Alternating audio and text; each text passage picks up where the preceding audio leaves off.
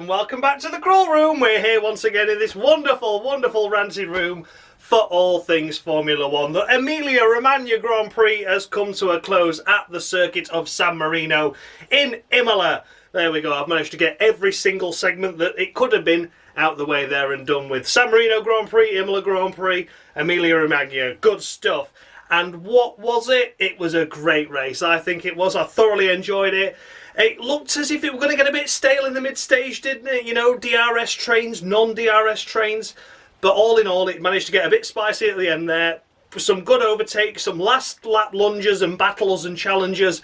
And it was really exciting. So if you've never seen this series before, I award the drivers out of a maximum of 10 points based on their weekend results. And I go all the way down to 0 if they have a particularly bad weekend.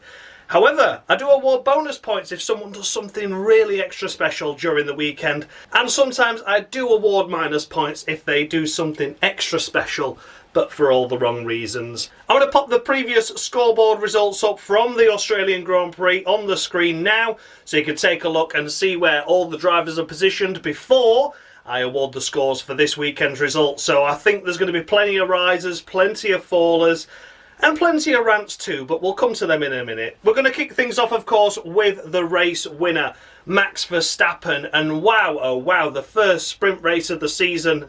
And I'm not a fan of them, but I did enjoy this one. The only thing I will say before I get to Max is with this sprint race, I felt it was exciting because the qualifying jumbled up the order. With the wet running, you had the likes of Sainz down there, cars not being able to get laps in because the weather came in Q2 as red flags fell. So the sprint race was exciting because everyone just sort of got back into position to where they should have been, i.e. Perez from 7th up to 3rd, Sainz from 10th up to 4th. So then that meant it could have potentially been a stale race because the sprint race took out what the race could have had. But, you know, just a general observation there. But we'll get back to Max now anyway. Let me know your thoughts and feedback down below on the sprint race. But back to Max. And it was a perfect sprint race weekend for him, wasn't it? He got pole position in qualifying. In the sprint race, it looked like Charles had the measure of him after a bad start by Max. And then he finally got through with a couple of laps to go, which meant he started in first place for the feature race, or the main race, or the actual race, whatever you want to call it. And he ended up completing a Grand Slam. He went away from the lead, drove every lap of the race in the lead, came out the pits in the lead, got the fastest lap, led every lap, started on pole, blah, blah, blah, blah, blah. He was first. He got another Grand Slam following Charles Leclerc's Grand Slam in Australia. So fantastic stuff by Max. He got the maximum points possible. I do believe that's happened before, has it? Where someone's got the 3 points for the... I don't think it has actually now, I'm thinking about it. But I might be wrong. But obviously the last year's format was just 3 points for the win. Then obviously you got a potential 26 in the race. This time around it was 8 points and then a further 26 on top. So Max has had a fruitful race this weekend and really storms into second place in the championship now. Still quite a few points behind Charles, but certainly closed the gap, hasn't he? We'll get to Charles in a minute. And for Max Verstappen, I am going to award him 11 points. Yes, potentially he had the fastest car this weekend. Ferrari looked to have the edge initially, but then in these damp conditions, Red Bull looked really strong. It is the best car on the grid. Maybe is the best car on the grid.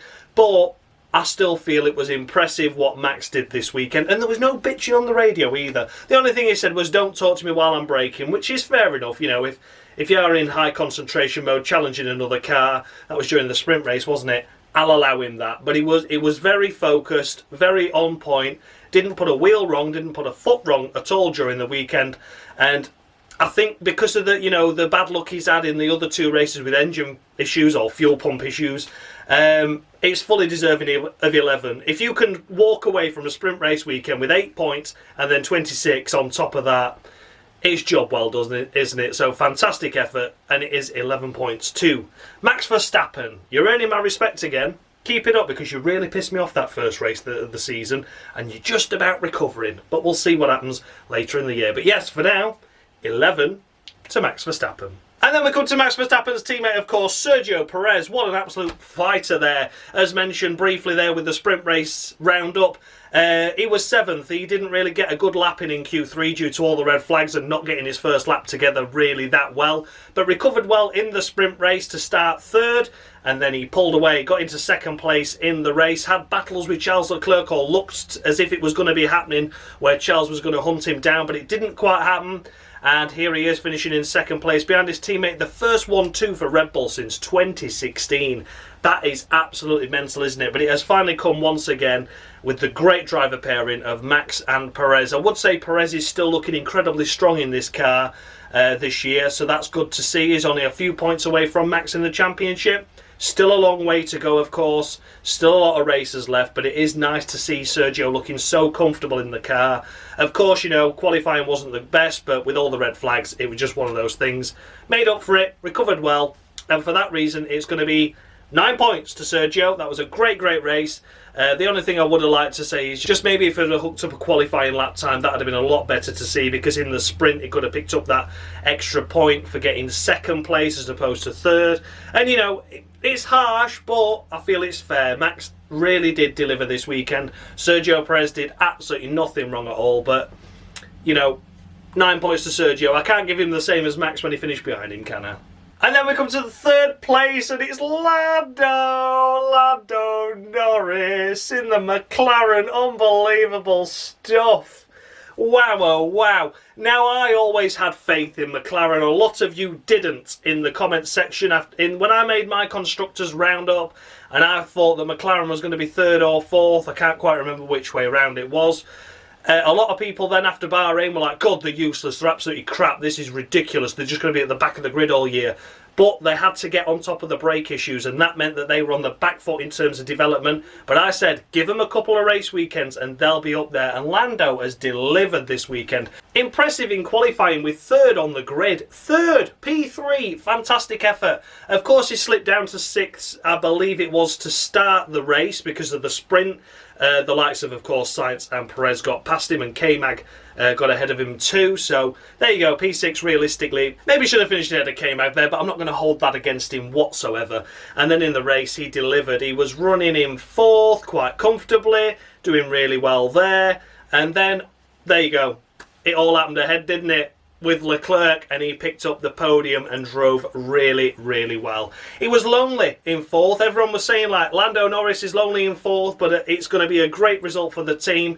But then Leclerc tripped up in front of him, and here we are, he's on the podium. Fantastic. It was really good to see, and a really good encouraging boost for McLaren there. Good qualifying, really good qualifying. An okay sprint race, finished where he should have really qualified first time around. And then in the main race itself, phenomenal effort to be keeping yourself out of trouble. A nice little couple of moves around turn 1.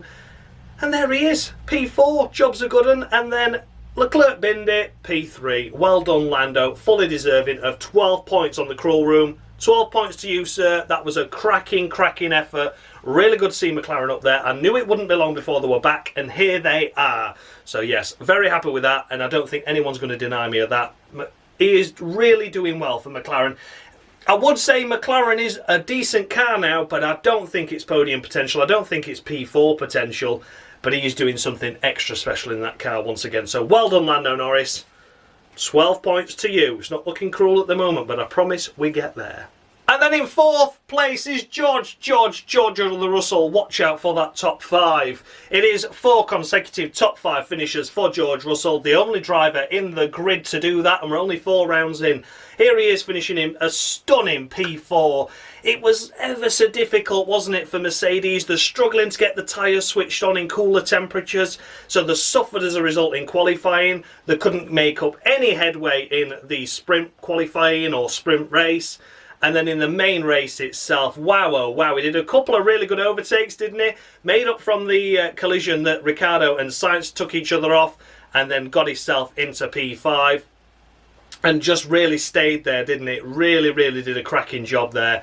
He was lucky, I think, for Bottas to have the issues he had in his pit stop, with a 12-second pit stop for Bottas. Without that, Bottas would have been up the road and gone. But that's not to take anything away from George Russell at all. These first 4 races have been really impressive. We know the car's not got championship winning potential at the moment.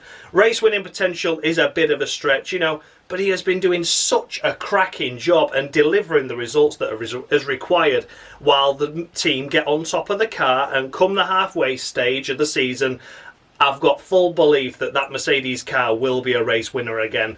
They just need to get on top of things at the moment. And with all these races so close together and flying away, they've not got the ability to do that yet. So give them until the summer break and I'm convinced Mercedes will be back up there.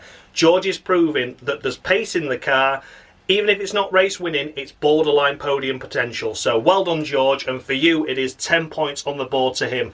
That was a cracking drive. Yeah, of course he got lucky with the incident ahead, but he had to make some good overtakes to get up from that position because he started 11th. Let's not forget that. He was P11. He's finished P4. Yep, a demise of 2 or 3 drivers ahead. Fair enough, that happens, but that only puts him P8, so he's had to do some overtaking to get there. Well done, George. Cracking effort. 10 points to you. And then we come to Valtteri Bottas in the Alfa Romeo. Wow, oh wow. Talk about hating a guy and then all of a sudden loving him. Valtteri has done such a stunning job for Alfa Romeo this year, hasn't he?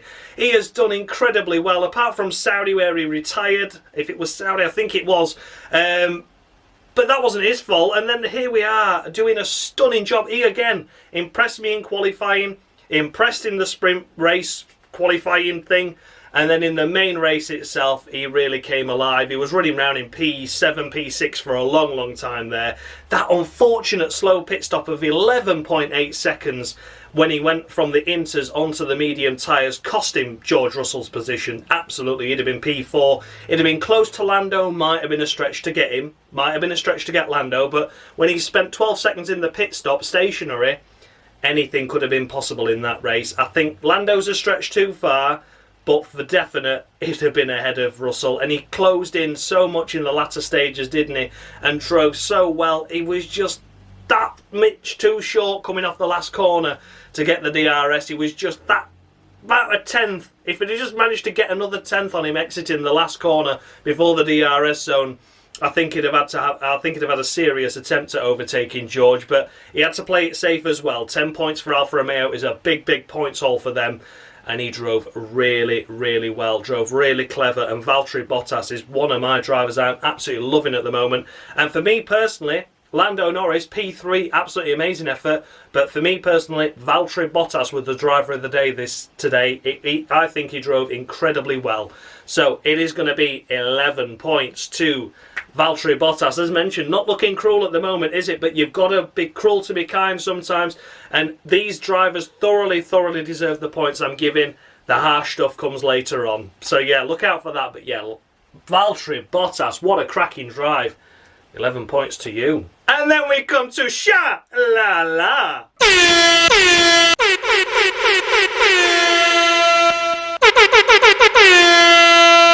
Hey, who would have thought I would have ended up a better qualifier than Hamilton? 16th place indeed. Oh, Sha-La-La, what are you doing to me? Why did we go and throw that away, Charles? Eh? What was all that about? Just despair. Absolute despair. Do you know what? I'm having that much despair. I'm having a sip of my brew. That's a new feature. Brought a cup of tea up with me because I thought, why not? Oh, you can't beat Yorkshire tea, but yeah. What you could beat today was Charles's absolutely ridiculous race there. I cannot believe he threw that away. You know, he wanted fastest lap point. I understood that. It got a big enough margin to come out just sort of close to Lando, a little bit behind him. And obviously be on the much fresher soft tyres, get the fastest lap point, overtake Norris, job's a good one. I understood why Charles wanted to do that. The team were against it, but then Charles said, look, can we go for plan B? So they said, okay, Charles, you want to go for plan B, we'll do it. Put the soft tyres on. Then that started a chain reaction then, of course, didn't it? Perez pitted for softs, then Max followed for softs as well. So then, all of a sudden, Charles had this chance to get P2 as well as potentially a fastest lap point. And he just tried too hard. He hit the inside of the Nouvelle chicane, I believe it's called, and he just rotated it round, spat it into the wall. He was incredibly lucky he hit the barrier side on as opposed to rear end or front end, because that would have been suspension off and he'd have been out. Then a lot of people are criticising when he pulled out and drove out, Why didn't he not? Why did Ferrari just let him stay out there, see what the damage was like? Well, two reasons for that. The wing was clearly damaged. You could see it was. Would it have held on? Possibly. It looked like it were quite structurally sound, but you don't want bits flapping off, and you don't want to get a black and orange flag to come in later, which will compromise you if you have to pit anyway. So I kind of understood why he immediately pitted, but at the same time, people are blaming Ferrari for this, like it's Ferrari's mistake. I've been seeing that on Twitter, as if like it's Ferrari's mistake that they're pitting for the soft tyre in the first place, or it's Ferrari's mistake that Charles came into the pits and changed the nose. Well, both times, Charles didn't have to come into the pits, and Charles didn't have to suggest going to the soft tyres like he did. Charles suggested 3 times on the radio, I want to go softs and I want to go fastest lap. On the 3rd time, Ferrari said yes, so Ferrari didn't want to do it. Now, we know Ferrari have got a habit of throwing things away, but they certainly didn't do anything wrong this time. It was all driver error. So for Charles, I'm afraid, you were looking on for 3rd place with a fastest lap point, potentially. 16 points, you've ended up with 8 for finishing in 6th. Silly error that, you know. Max has made massive inroads on you now. I believe the gap's only 29 points, where it was previously 40 to George. So, you know, the inroads have been made already. And could this be a championship crucial moment? Potentially. We don't know what's going to happen ahead, do it? A lot of races left, but already Charles has thrown some points away there. So, yeah, Palmer of the Week to Shalala. And then we come to Yuki Tsunoda, and an absolutely cracking job there by Yuki in the Alpha Tauri, picking up 7th place. What an amazing, amazing drive. He was running around in 9th for a long, long time, and then as the laps unfolded, as the race progressed, there he was. He picked off K-Mag, and then he picked off Sebastian Vettel. He was briefly ahead of Charles, but of course Charles re-overtook him. But here he is, P7, solid points there for Tsunoda. A great drive. Qualifying was poor. Both AlphaTauris out in Q1, getting caught out by the conditions. Didn't really make any headway in the sprint race. Just a couple of positions, if I remember rightly. I think he got up as high as 14th, 15th. So a couple of places, but nothing major. And then in the actual race itself, he made up a lot of ground as a result of the contact, and Schumacher spinning as well. And of course, Ricciardo and Sainz off into the gravel. So yeah, a stunning drive there. Well done to Yuki for keeping his head down and having a really strong drive. He looked to have the potential here last year, didn't he? And he threw it all away by spinning. This year came good. So well done, Yuki. And for him, it's going to be 9 points on the board. Well done, Yuki. That's the highest I've scored you for a long time, but thoroughly deserving of it. And yeah, 9 points to Yuki Tsunoda. A great result for him. And as mentioned, here he is. Sebastian Vettel has picked up some points. Well done. Well done. He was looking really strong. He's done a really good job this weekend as Seb. He's done fantastically well. He had a strong qualifying, got into Q3, qualified 9th in the end, I believe it was. And then in the race, sprint race, he dropped down a little bit. In the main race itself, came back up through the field, had a good strategy. I believe he was one of the first to pit for the medium tyres, so having that lap fresher tyres that were up to temperature, overtook a couple of cars. Jobs are good, and here he is finishing in 8th place and picking up 4 points for Aston Martin. The first of the season for them. They'll be thrilled with that, and Seb will be thrilled as well, I'm sure. A great drive, and it's going to be 10 points to Seb. He did a really good effort there. I don't think anyone was holding Yuki back in those final stages. He was on fire, was the young Japanese driver. But for Sebastian Vettel, a solid effort, kept himself out of trouble, wasn't throwing it off in the wall every lap like he did at Australia, and did a stunning job. So 10 points to Sebastian Vettel. We will get cruel soon, I promise. And then we come to Kevin Magnussen, and maybe what could have been for K-Mag, really what could have been. It was a stunning qualifying effort, no one's going to ever take that away from him. The sprint race was equally as impressive. The main race itself started well, and then he just tumbled away. It looked like the Haas cars were really struggling on the Inters towards the end of that stint, where they were thinking, can we hang on for more rain if it potentially comes, or do we have to stop for slicks? Overtaken by a couple of cars, including the likes of Bottas and Russell and Norris as well, I believe it was it? I think it was, but yeah, either way, he started tumbling down the order, pitted when everyone else pitted, came out when everyone else came out, of course, and there he was lingering around in 8th for a while, and then the charge in Tsunoda towards the end there demoted him down to P9. It's still a good couple of points, and he secured a couple of points in the sprint race as well, didn't he? So some more points for Haas, really good. But when Alfa Romeo, I would say, are their main rivals, taking some big points. Aston Martin are on the board now. They need to be looking behind themselves and having a watch now, because this is what I expected from Haas. Initially being strong, but then tumbling away. But more points for Haas. I don't want to knock it down. So For Kevin Magnussen, was a good race, but not brilliant. So it's going to be 7.5. I've awarded a half point there. I just couldn't bring myself to give him 7, and it wasn't worthy of an 8. So there we go, 7.5 to K-Mag. Still a good effort, a really impressive qualifying, a really good sprint race. The main race itself, good to pick up a couple of points, but I'd have liked to have seen more. So yeah, 7.5 to K-Mag. And then we come to the last of the points finishers. It's Lance Stroll. Bloody hell, here he is. Lance Stroll picking up a point. We do know he does quite well in these changeable conditions, wet conditions. And this race, we didn't see hardly anything of him, and that's because he wasn't doing anything wrong. A bit like Sebastian Vettel. He wasn't throwing it off into the wall or into the barriers like he usually does, or like Aston Martin was certainly prone to do in Australia. And they've awarded him with a double points finish for all their efforts in Australia. Fair enough. You know, they did a cracking job there. Lance Stroll, good effort, good drive, and I think just scoring a point in that Aston Martin is an achievement in itself. How did the qualifying go? It wasn't brilliant, but it was the weather conditions. The sprint race didn't hardly made any progress. But in the main race itself, one of the first to stop for the medium tyres, took advantage of the cars going left, right and centre on the first lap, and drove really cleverly. So yeah, and Lance Stroll as well, can I just mention, he did some great defending with the likes of Ocon, Gasly, Albon, Hamilton, all behind him in a DRS train, and he fended them off incredibly well. So this was a hard-fought point, not an easy one. So well done to Lance Stroll. It's going to be 9 points on the board to him. Well done. Cracking effort. I'm pleased for Aston Martin. They've still got a long way to go to be where we all expected them to be, but that was an encouraging race by them and a good race by Stroll. 9 points to him. And next up, and just missing out on the points, is I'm on fire. Do, do, do, do, do, do, do, do. He certainly was on fire, and for all the wrong reasons in qualifying. It's Alexander Albon. What a cracking effort. What a cracking effort. P11, he finished P12 on the road, but of course Ocon's 5-second time penalty demotes him back down the order. We'll get to him in a moment. But Alexander Albon, P11. P11 so close to points once again after securing 1 point in Australia. It's encouraging to see this from Williams. It really is. Well, Albon anyway. But it was a great drive by Alex there. He drove all he could, and he was probably one of the few drivers that overtook cars without DRS. I think he did a stunning job.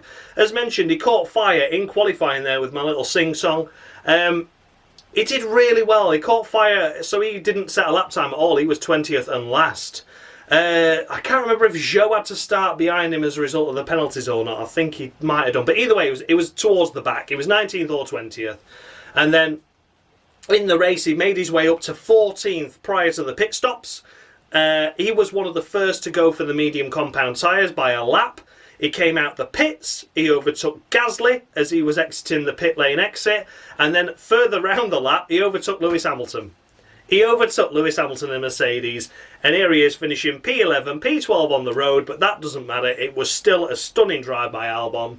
He's just been so mature these last few this season. He has been brilliant. He's done so well in a car that is going to struggle to score points, but there's more points potential there. You know, we've had him battling for almost points in Saudi that went wrong. He got a point in Australia. He's got almost a point here. It's fantastic stuff. So yeah, for Alexander Albon, well done to him. Once again, you know, starting at the back of the grid due to no fault of his own, charging through the field and almost securing a point again. Well done, Albon. More points are coming for Williams, and I cannot wait for it. So yeah, Alexander Albon, it's no less. It's 10 points. 10 points, Alexander Albon. As mentioned, this cruel room will get cruel in a minute, but Alex Albon, credit where credit's due. 10 points to you.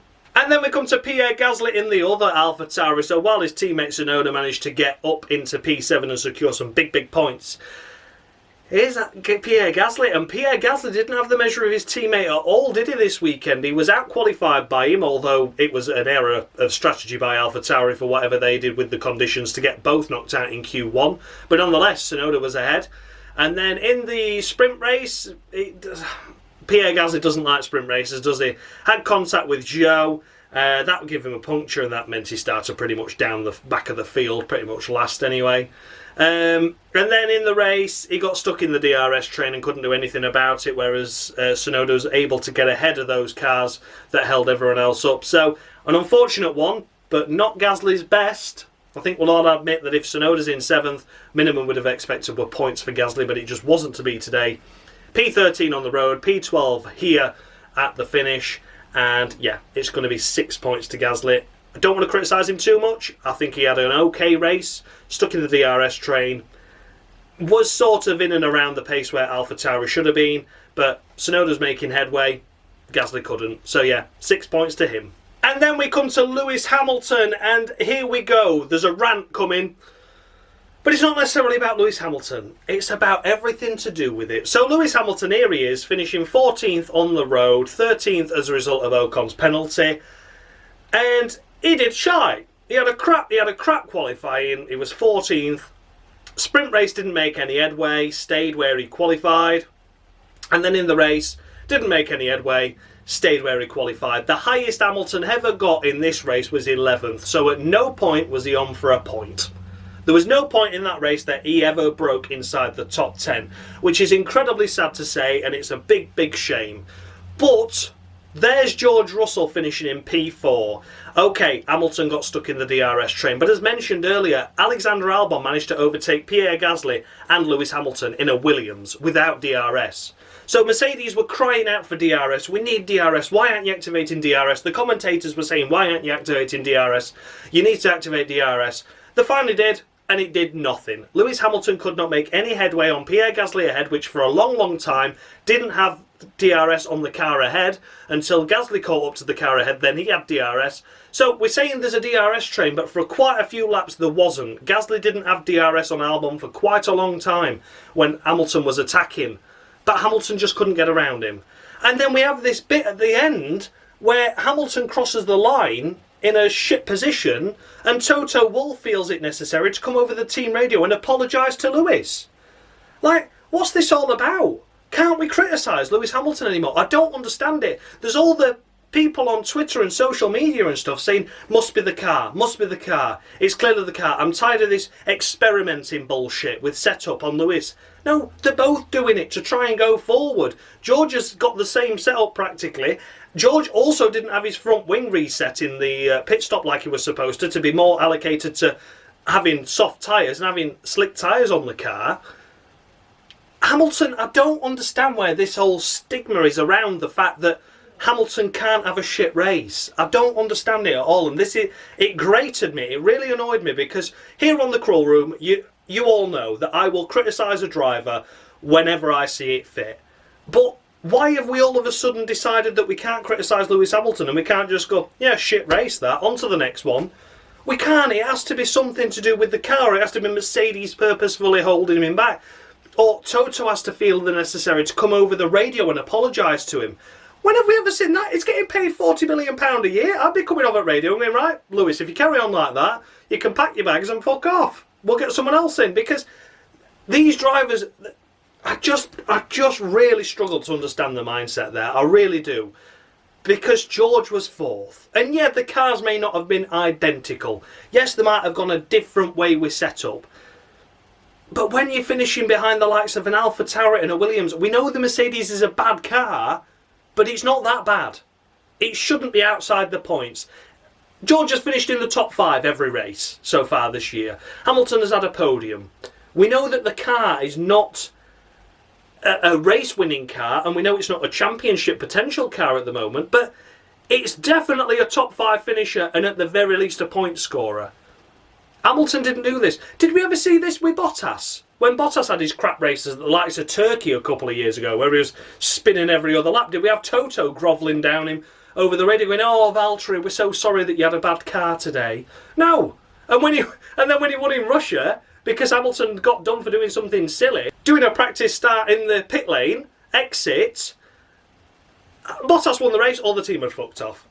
I just don't understand this mindset at all. It really, really is bothering me that we cannot criticise a driver for having a shit race. Even when he went onto the Sky interview, they were like, oh, Lewis, we saw that you gave it your all out there, and how do you feel? Tell us where it all went wrong. Like, as if it's not his fault. Like, I just don't get it. Have we ever been, like, it really, really annoyed me. It really annoyed me. Calm down, Josh, it's alright. There's a long, long way to go this season. But yeah, that for me was just pathetic, borderline pathetic. Why are we stroking this bloke's hair? He's a 7 times world champion, fair enough. Should he have been an 8th? Yes. You know, let's face facts, it should have been. But why do we feel the need to suddenly put him on a pedestal that means he cannot be criticised? Every driver should be criticised on the grid. And I will criticise drivers whether you like it or not, whether they're your favourite driver, whether they're your most hated driver. I don't care. I'll criticise every driver equally. And this weekend, Lewis Hamilton was shite. Top and bottom of it. Flat bottom. That's it. That's the end of that. And if you don't agree with me, the unsubscribe button's there. Feel free to unsubscribe, because this isn't about views. This is about giving drivers a chance. It's about giving drivers a fair chance. And this weekend, Hamilton did shite. So it's 3 points to Hamilton. It's not Palmer of the Week worthy, don't worry. I'm not slapping a Palmer on him. But there's George Russell finishing 4th. Here's Hamilton finishing 13th. And we're getting apologies from Toto. I'm not interested. So yeah, 3 points to Lewis Hamilton. That was a pathetic weekend. And that's the end of that. And then we eventually come to Esteban Ocon. And yes, as mentioned, Esteban Ocon finished 11th on the road. Demoted down here to 14th position due to the 5-second time penalty he incurred for an unsafe pit release into the side of Lewis Hamilton. And it was an unsafe release. That's life, isn't it? You know, he got it wrong. The team got it wrong, released him too early. But it was for track position. They had to go for it. So I don't blame them in that sense. They rolled the dice, they gambled, they lost. That's the end of that. But really, Ocon didn't deliver this weekend, did he? He was very, very lonely. He was out in Q1. In qualifying, sprint race hardly came forward, and in the race was outside the points even before the time penalty. So nothing spectacular from Ocon, and it's just 3 points to him. Yeah, poor weekend by Alpine, no points scored. They'll be looking to build on this, but Ocon was very lonely this weekend. And once again, it looked like Alonso would have had the measure of him had he not had his dramas. So, yeah, there we go. Esteban Ocon, 3 points. And then we come to Zhou Guanyu, and what could be said for him? That was probably his worst drive of the season so far. Qualifying wasn't brilliant. In the race, well, in the sprint race, he made a silly move round the outside of Gasly and then left him no room. So he was his own worst enemy there, making contact. Big damage for the Alfa Romeo team. And in the race, was very lonely. He had a battle with Latifi, didn't he, at one stage, but that was about it. Nothing to write home about, and here he is, a lonely 15th position. Pretty much racing on his own, and then racing with Latifi, and no one ever wants to race with Latifi, do they? So yeah, Zhou Guanyu, not brilliant. It was borderline Palmer with him. I thought if he makes a mistake or spins in the race, he'll be getting a Palmer, but he didn't. He's not a spectacular result. Bottas is up there, I know. Zhou, just 2 points to him. I've been singing his praises for the last few races now, but this one was a poor one. But as a rookie, let's let him have a mistake. Let's let him have an accident. Let's let him learn by this and see how he goes going forward. So yeah, just 2 points this time around. But fingers crossed, he'll be a lot better in Miami. Let's wait and see. But yeah, at the minute, just 2 points to Zhou. And as mentioned, here we come. Here's Nicholas Latifi. I've not really got a bad word to say about him. It was bad in qualifying, wasn't he? He was seriously off the pace in qualifying, actually. I think it was over a second behind the next car, but it was interrupted sessions, etc. I don't expect Latifi to be brilliant anyway. Sprint race didn't go forward, didn't go backwards. Main race itself didn't go forwards, didn't go backwards. It was pretty much at the back minus the retirements. So yeah, again, Albon's there picking up the glory, getting almost points again. Latifi, though, didn't crash. And that's the only reason why I'm awarding him points this weekend. He escapes a Palmer. His best race this season, I would say, despite the fact he's still miles off his teammate. These new cars are clearly showing him up for what he is. And yeah, for Nicholas Latifi, it's 4 points on the board to him. Nothing special, nothing spectacular, but his best points of the season on the Crawl Room, so that's something, I guess. But yeah, there we go. 4 points to Nicholas Latifi. And then we come to the last of the finishers. It is Mick Schumacher.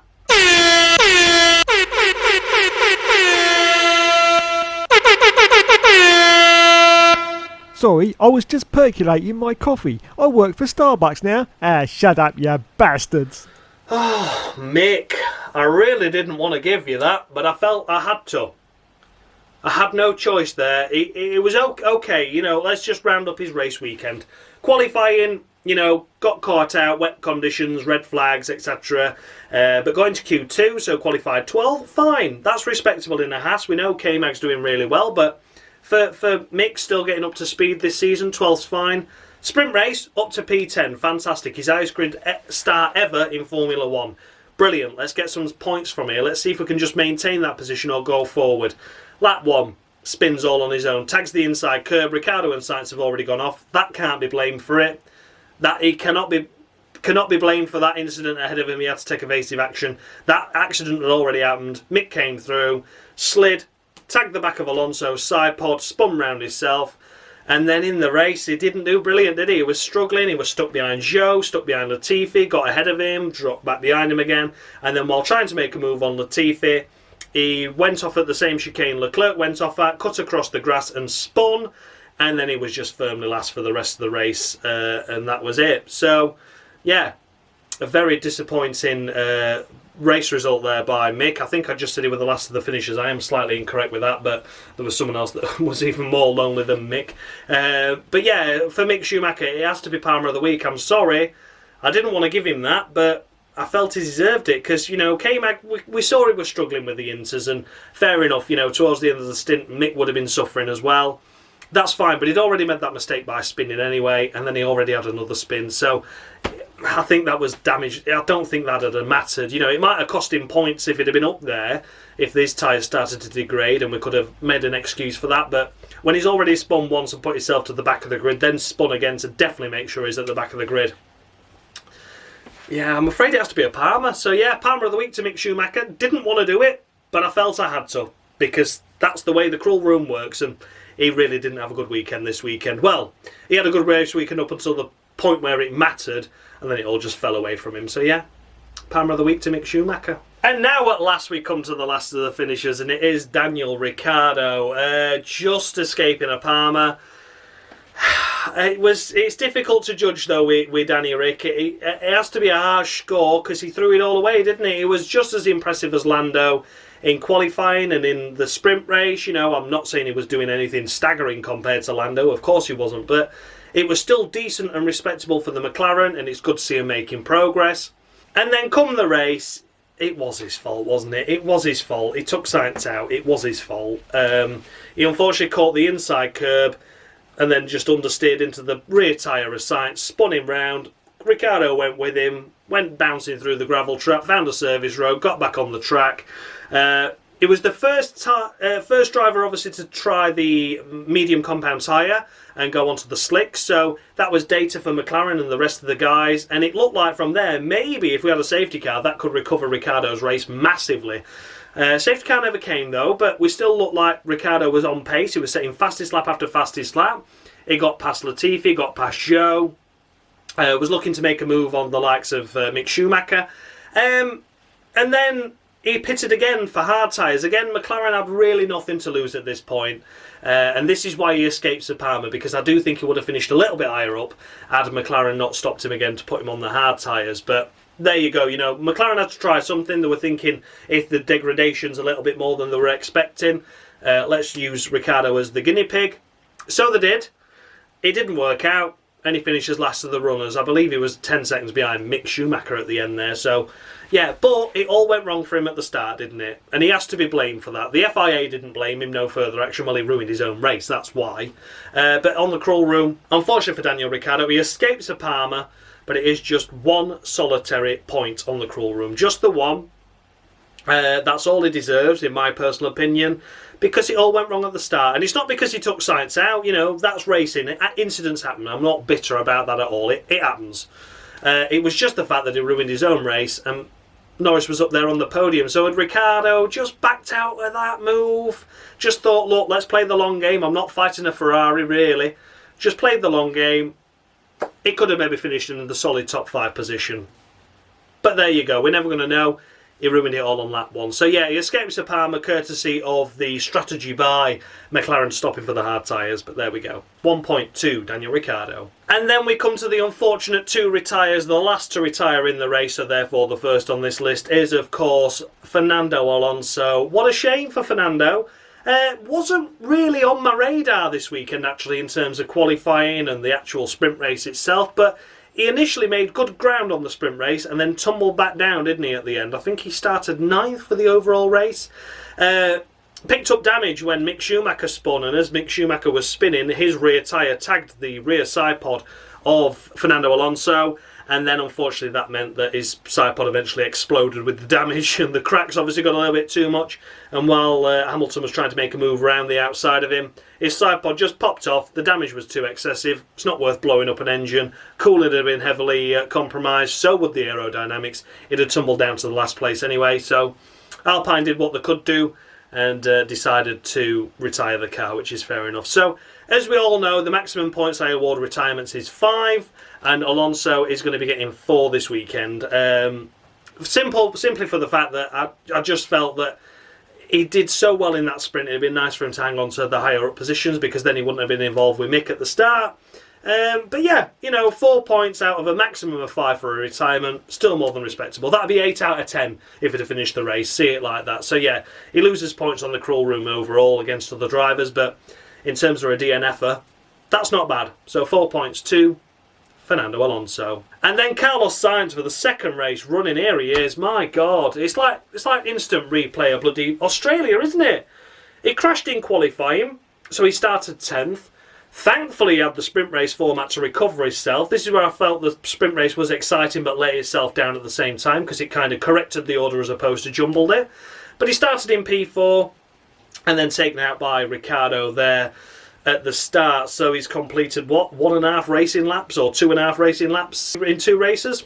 Not brilliant, is it? So yeah, unfortunate for Sainz there. His luck seems to have deserted him there. But the master of his own demise when it came to the qualifying, crashing, meaning he could only start P10, meant he only got as high as 4th in the sprint. Just think, 1 more position higher. Had he qualified better, could have maybe got 3rd for the sprint race start, and then the overall race start being up there, could have avoided that contact with Ricciardo. So sometimes you are the master of your own demise, and that'll be playing on Sainz a little bit. Extended his contract by another 2 years though with Ferrari, so good luck for him, and I'm pleased they have signed him again. I really do rate Sainz, but these last 2 races have been a bit of a disappointment. So out of a maximum of 5 points for the DNF, of course, it's going to be 3. 3 points to Carlos Sainz there. He was the master of his own demise in that qualifying. So there we go. I have to be cruel to be kind once again. So there we go. That was the runners and riders of the Emilia Romagna Grand Prix from San Marino at Imola, or Imola at San Marino, whichever way around you want to call it.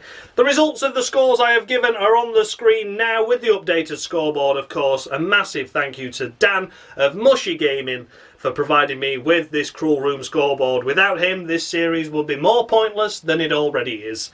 And of course, thank you to Dave, F1 Games PlayStation, for the Jolie and Palmer skits that you all know and love. I need some more, Dave, because I'm running out of them thick and fast with how many I'm awarding at the moment. I know you love me really, Dave, so you'll do me some more. Thanks a lot for watching, guys. Let me know your thoughts and feedback down below on the race. Did I score any drivers too high, any too low? I look forward to all your feedback, look forward to replying to you all, and I look forward to seeing you in 2 weeks' time for the Miami Grand Prix. Let's see if this street circuit is any better than the other shit ones they're putting on the calendar at the minute. Fingers crossed, but I'm not holding out much hope. Thanks a lot for watching, guys, and as always, much love.